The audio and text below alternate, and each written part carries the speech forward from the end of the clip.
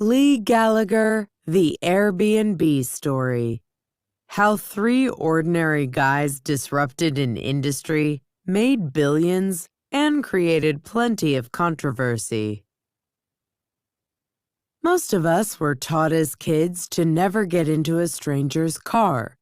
Yet today we have no problem at all sleeping in a stranger's house.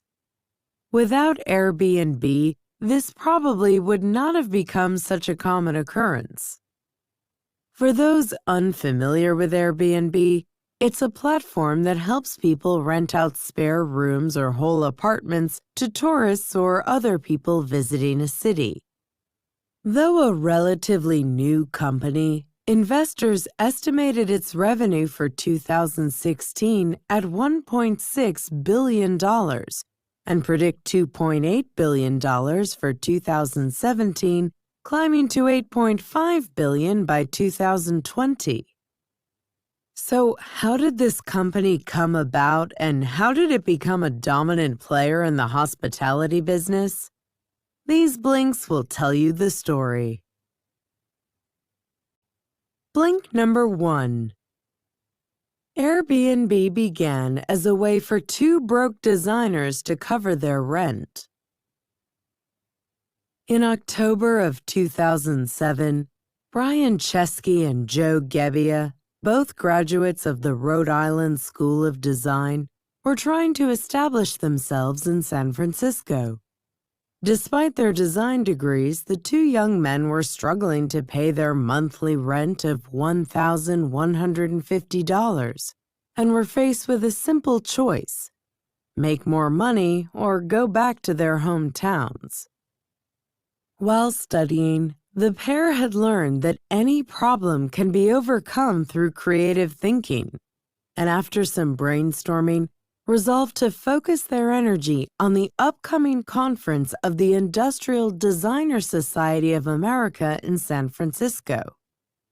They knew there would be a shortage of hotel rooms during the event and decided to rent out some space in their apartment where people could sleep on one of their 3 air mattresses for $80 a night. They called the venture Air Bed and Breakfast and promoted it on design blogs with ads that focused on their apartment's features, like its design library. In just a few days, 3 customers had made bookings. From there, after receiving positive feedback, they started thinking about how to act as middlemen, using other people's apartments to make money.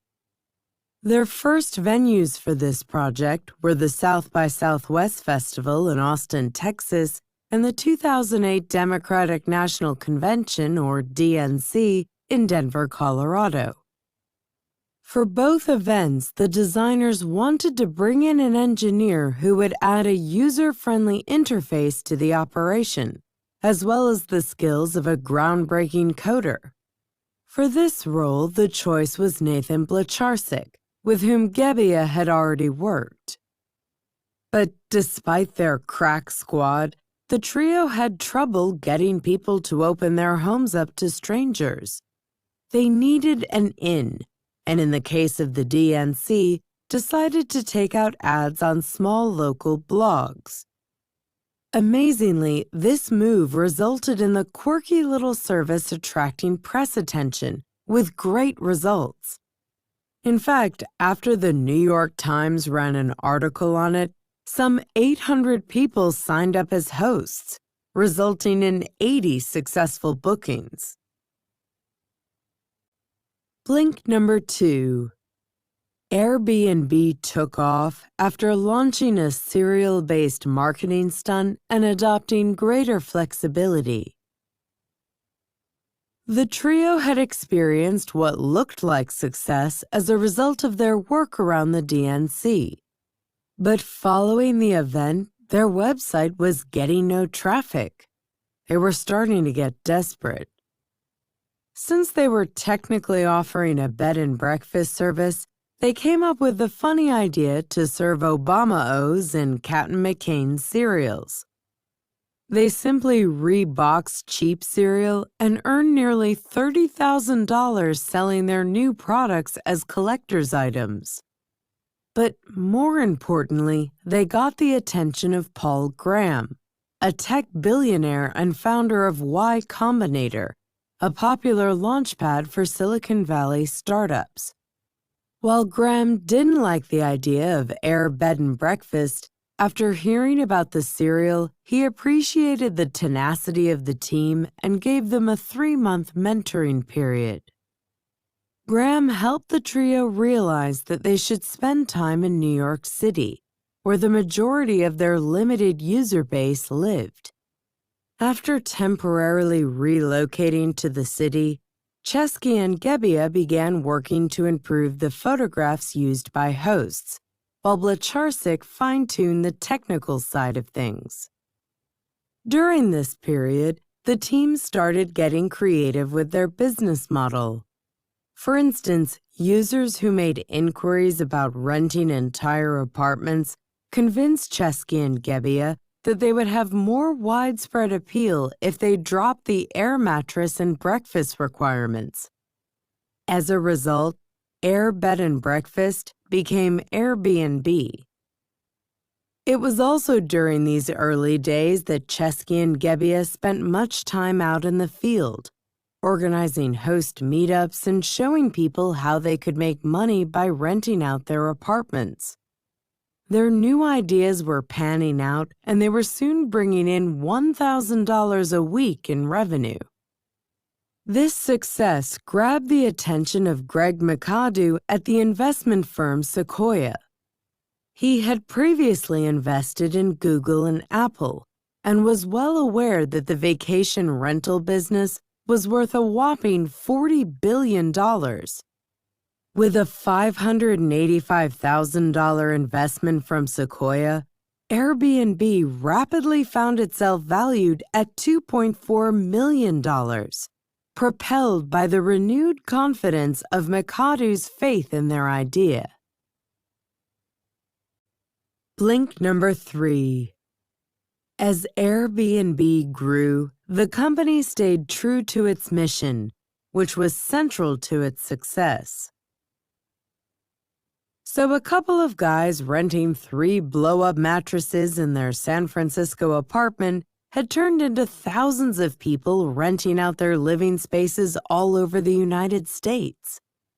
Airbnb had blossomed as an adventurous, offbeat, affordable alternative to traditional accommodation, and was especially attractive for millennials.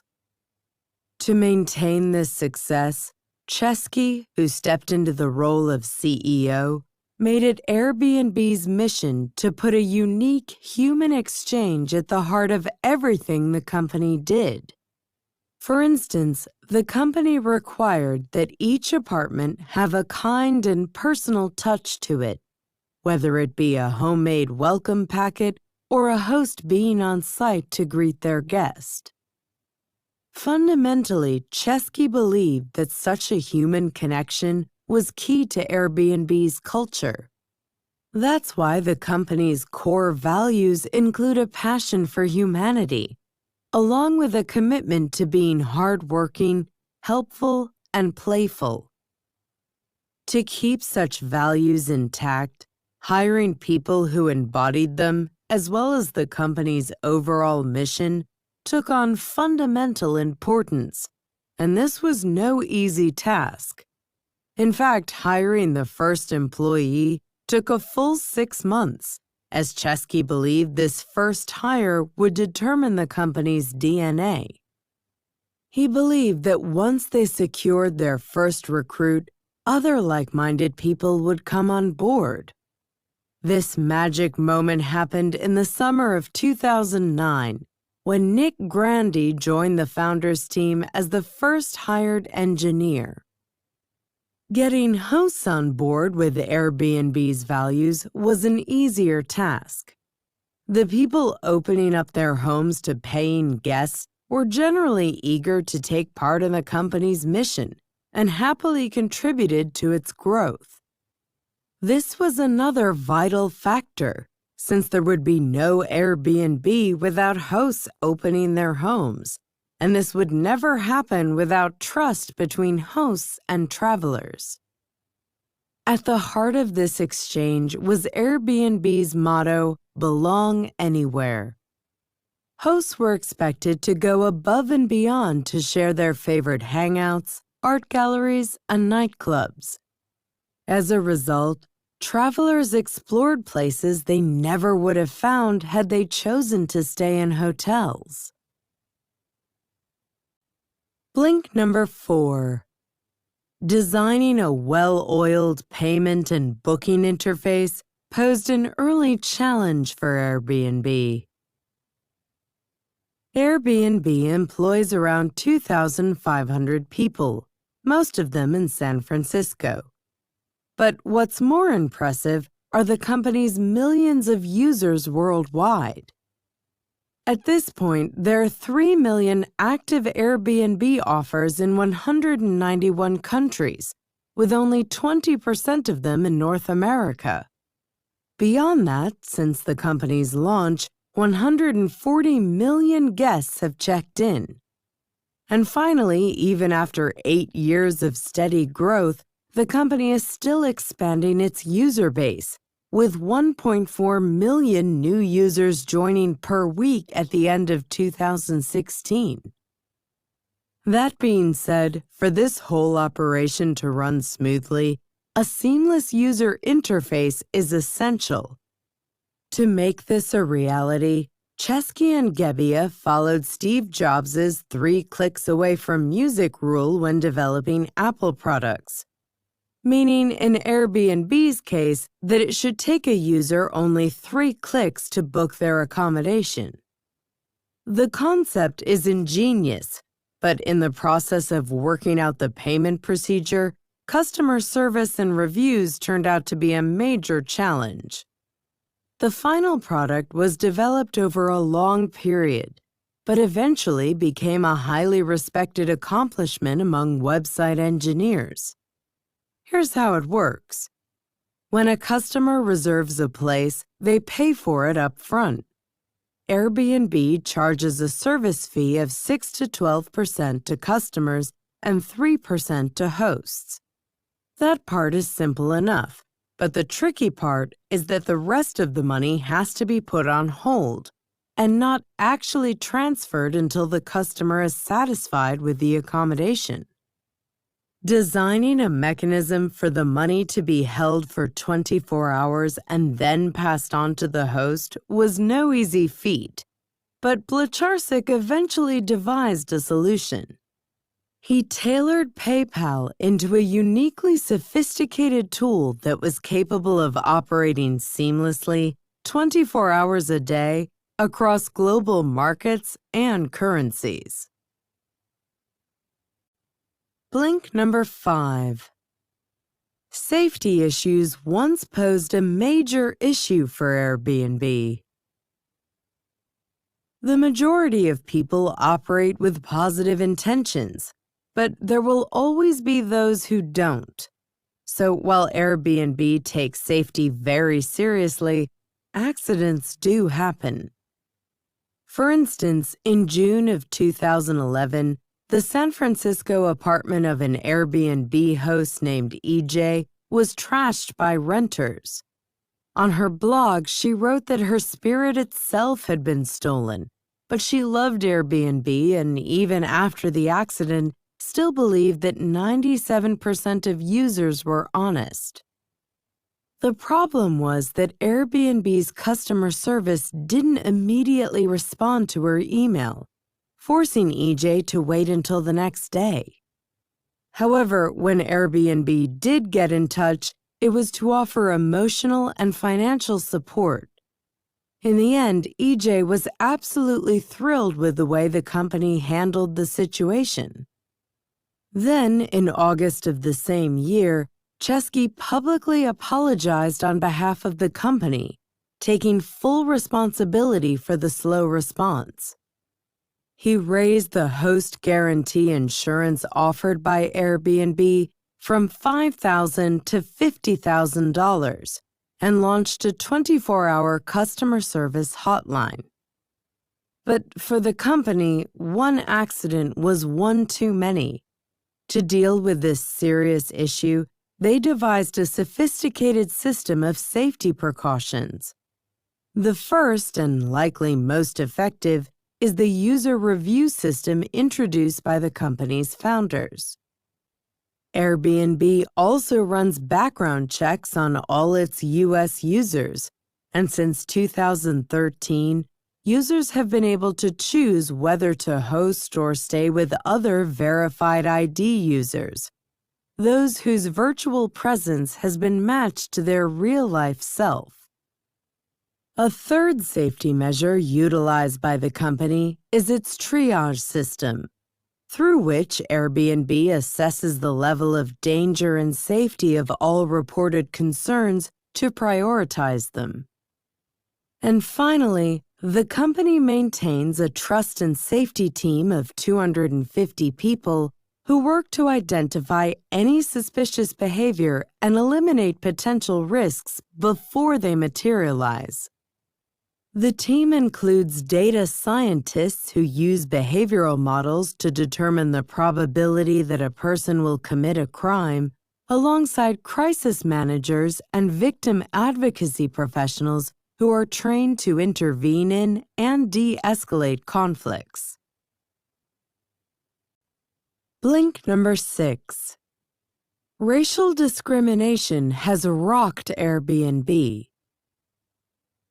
In 2011, Michael Luca, an assistant professor of business administration at the Harvard Business School, began studying shared market platforms like Airbnb, Amazon, and eBay. All of these sites use personal profiles and user photographs to build trust, a fact that Luca thought might result in discrimination. As it turns out, he was right.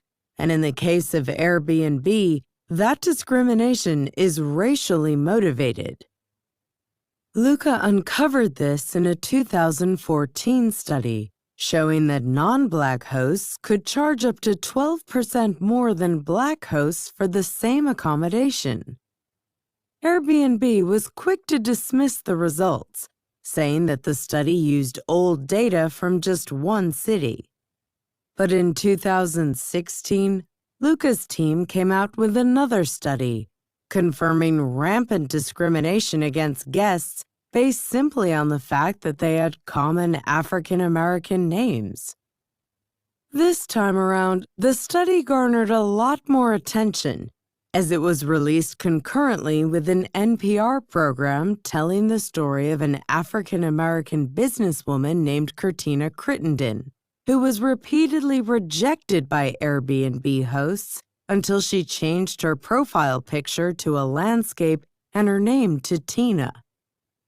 The Twitter hashtag she coined, #AirbnbWhileBlack, was a vehicle for others to share similar experiences, and the discrimination she encountered turned out to be a widespread phenomenon. Airbnb had to act fast and make sure that everyone felt like they belonged. But they first had to accept that the racial discrimination so present in the real world doesn't disappear when people go online. Chesky made a public apology and admitted that the 3 white guys who founded the company failed to consider how profiles could result in discrimination. From there, Airbnb began making changes. First, they issued an open-door policy that offers an equivalent accommodation to any user who experiences discrimination. The company also assists users who experience past discrimination when making new bookings. Now, photographs are being taken out of the spotlight, while greater focus is being placed on user reviews. And finally, a plan is in the works to train hosts to recognize and avoid unconscious bias, in the process earning a badge on their profiles that indicates completion of such training. Blink number 7. As it has grown, Airbnb has faced legal hurdles. In many places, it's illegal to rent out apartments on a short-term basis, and as Airbnb scaled, it came up against a number of legal issues. For instance, certain Airbnb listings violated local rental laws or building regulations. Luckily, the company was able to sign agreements with some municipalities to bring these rentals. Such new frameworks for short-term rentals, including the right to tax them, were proposed in cities from Chicago to Paris. But the company soon faced another issue. Certain cities oppose its very existence because of the disruptions they see Airbnb creating. A few of these anti-Airbnb cities are San Francisco, Berlin, and Barcelona. But the toughest opposition is in New York, which is also Airbnb's largest U.S. market, worth $450 million annually. There, the company gets grief from elected officials, affordable housing activists, and even representatives from the hotel industry.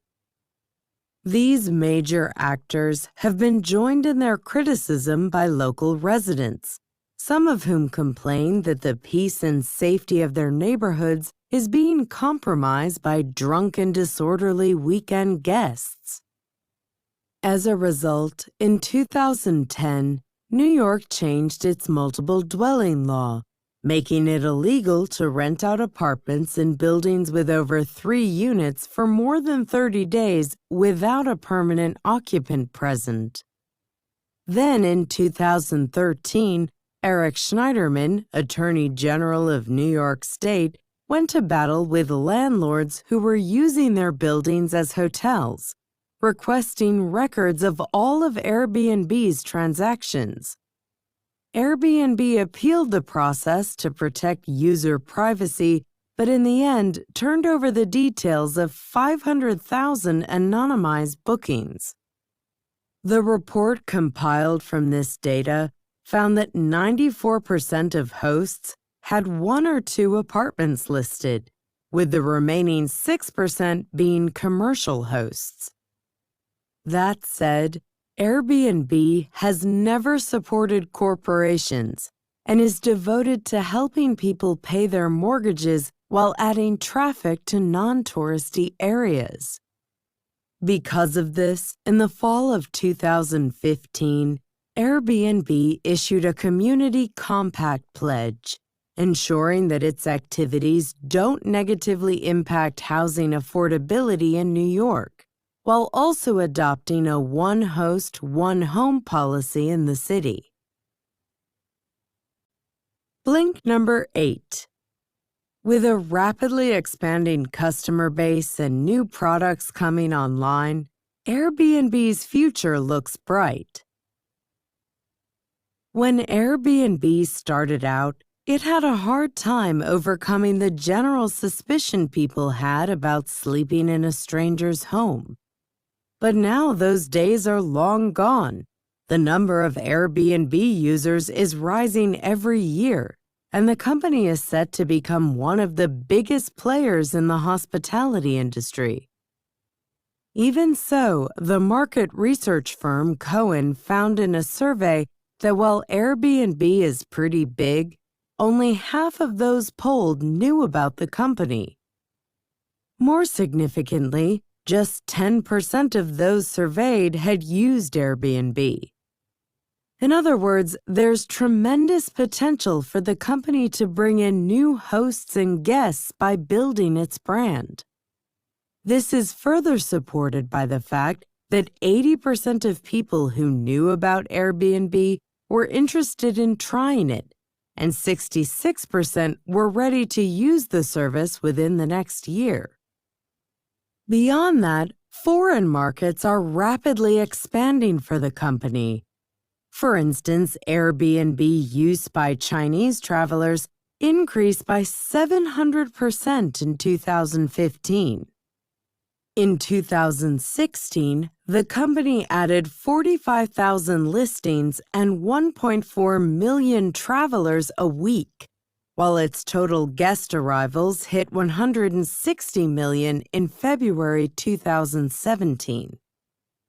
More importantly, despite the rapid growth of its primary product, Airbnb is continuing to explore new products to stay relevant. As part of this process, Chesky studied successful technology companies like Google, Amazon, and Apple. In the end, he reached two conclusions. First, Airbnb needs to find a way to offer new products, like Amazon has succeeded in doing. And second, the CEO needs to be personally involved in defining such ventures. Ergo, since 2014, Chesky has been working on new products for his company with promising results. For instance, in 2016, Airbnb Open introduced experiences, offering uniquely tailored activities curated by local experts. A good example is Willie, Elite Runner, a guide that brings travelers on a multi-day trip to a high-altitude runners training facility in Kenya. While the tour guide idea isn't exactly new, neither was sleeping on an air mattress. And with such a vast user base, many Airbnb customers are eager to try something different. Thanks for listening to our blinks to The Airbnb Story by Leigh Gallagher. The book's main takeaway is that before becoming the wildly successful apartment rental service it is today, Airbnb started as a creative solution by young college graduates who couldn't afford their rent. Their innovative idea, born of necessity, eventually grew to become the most popular accommodation platform in history.